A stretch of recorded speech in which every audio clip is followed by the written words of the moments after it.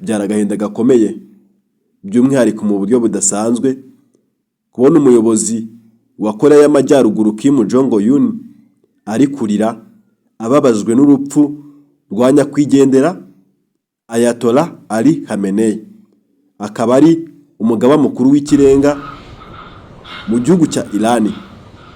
Ni igitero kidasanzwe cyagabwe n'ubuyobozi cyangwa se n'igisirikare cya Leta Zunze Ubumwe za Amerika gifatanyije n'ubutasi bwa CIA ndetse na Masud ni Israel. Bakoze ubutasi budasanzwe birangira bahitanye umuyobozi w'ikirenga wa Iran, Supreme Leader. Uyu ni Ayatollah Ali Khamenei. Ibi naho bidasanzwe byabaye Amerika ibigizemo uruhare, abantu benshi bakomeza guterwa impungenge n'uburyo Amerika ikomeje kwataka ibihugu by'amahanga, cyane ko Iran iherereye hagati mu burasirazuba bwa Aziya. Ibintu bidasanzwe byagaragaye nyuma y'urupfu rw'uyu mugabo ni ukwataka bidasanzwe, nyamara twari tuzi ko by'umwihariko Iran ubwo yiciwe umuyobozi w'ikirenga, abenshi banamuvuga ko aba aruta perezida w'igihugu. Byatangiye kugaragara ko Iran isa nkaho imeze nka ya ntare yariye karungu. Ibi byakurikiyeho ibitero bidasanzwe mu bihugu bitandukanye, by'umwihariko byo gusenya ambasade za Leta Zunze Ubumwe za Amerika, bakazisenya batitangiriye itama. Ibi turajya mu bihugu bikomeye by'umwihariko byagiye bisenyerwa ambasade za Leta Zunze Ubumwe za Amerika, aha nko muri Qatar, Saudi Arabia ndetse na ambasade y'Abanyamerika iri muri Israel. Ibi bisa nkaho byakomeje kugenda bitera igitutu Leta Zunze Ubumwe za Amerika, bari bamaze kwizera neza 100% ku rugamba barurangije. Ni mu gihe bari bamaze guhitana uyu Ayatollah Ali Khamenei, bagahita n'abandi bakomando b'abanyacyubahiro by'umwihariko mu buyobozi nyine bwa Iran. Byanateye igikomere kidasanzwe cy'umuhungu wa Ayatollah Khamenei ariwe Mojtaba Ali Khamenei. Uyu bikavugwa ko ari nawe wahise usimbura mu buryo budasanzwe Ayatollah Ali Khamenei, papa we umubyara. Benshi bakomeje kugenda bagira impungenge, banagira ikibazo, bibaza uburyo cy'uyu muhungu nubwo yatowe agashyirwa kuri uyu mwanya asimbuye se, byabaye ikintu kidasanzwe, bibona agahinda gakomeye ku Banyamerika cyangwa se kuri Donald Trump utavuga rumwe n'ubuyobozi bwa Iran. We ubwe abashinza ko ngo bakora ibitwaro bya kirimbuzi bya nucleaire ndetse n'amaballistic missile. Bikaba ariyo mpamvu ndahinyuzwa yataka iki gihugu mu buryo budasanzwe, cyane ko ngo Amerika bamaze kwibona mu ishusho y'abacunguzi b'isi, bagomba gukora igishoboka cyose ntihagire umuntu ukora ibitwaro ngo bajye hejuru yabo. Iyo Amerika yatatse ibihugu by'umwihariko muri Aziya, twagiye tubibona, umuryango mpuzamahanga ushinzwe kugarura amahoro mu isi UN nta kintu ijya bitangazaho. Loni baraceceka kugeza igihe Amerika ariyo igize kitangaza. Mbese muri rusange Amerika yamaze kwigaragaza mu ishusho yo kuyobora isi. Vladimir Putin ni Umurusiya, akaba perezida w'iki gihugu, ndetse na Kim Jong Un nawe ni Umunyakoreya ya ruguru. Ntabwo bakunze kuvuga rumwe n'igihugu cya Leta Zunze Ubumwe za Amerika, kubera ko by'umwihariko Leta Zunze Ubumwe za Amerika zikunze kujya muri byinshi zishakamo inyungu kurusha uko zajyamo zigiye gukemura ibibazo. Ntabwo tuza kwihuta cyane, ahubwo twibanda hano iwacu muri Repubulika Iharanira Demokarasi ya Kongo. Mwabonye ibihano bafatiye u Rwanda, by'umwihariko ibihano bagiye kubifatira u Rwanda batitaye ku mbogamizi cyangwa se ku kuri, ahubwo bari bitaye ku nyungu ndetse n'ibirombe bari bahawe na Felix Tshisekedi.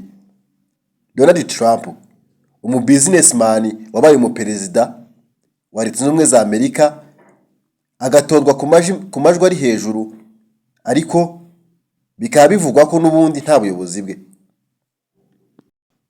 Benshi bakomeje kwibaza niba itaba igiye kuba global war cyangwa se intambara yindi y'isi, ikaba yaba ari nk'intambara ya gatatu y'isi igiye kuba. ni iki kizakurikira? Donald Trump ubwe yamaze gutangaza ku mbuga nkoranyambaga by'umwihariko kuri Truth Social, avuga ko intambara ya Iran agiye kuyirangiza mu masegonda.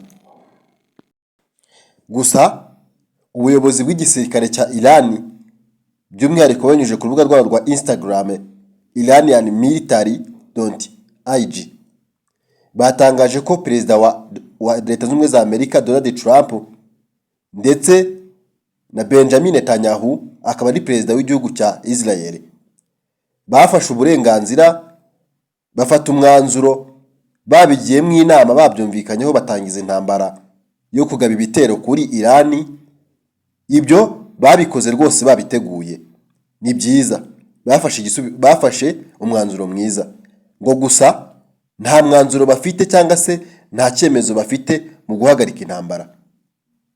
Umuyobozi wasimbuye Ayatollah Ali Khamenei akaba ari umuhungu we Mojtaba Ali Khamenei yatangaje ko Leta Zunze Ubumwe za Amerika ndetse na Israel ibitero bagabye kuri Iran ndetse bagahitana bamwe mu bayobozi bakomeye by'umwihariko n'umunyacyubahiro akaba n'umugaba mukuru w'iki gihugu cya Iran Ayatollah Ali Khamenei bagomba kuzishyura inyishu y'ibintu byose bakoze ndetse n'ibyangiritse kuri Iran.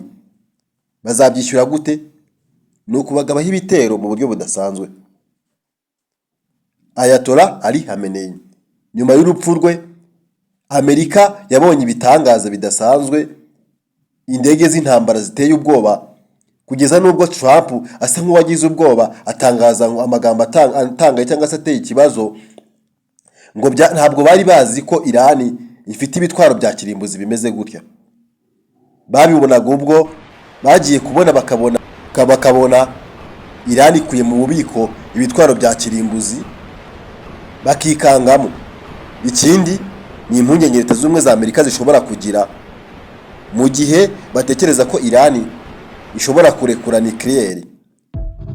Ububi bwa nucleaire irarimbura, ushobora nko kuba nucleaire imwe ishobora kurimbura umujyi wa New York.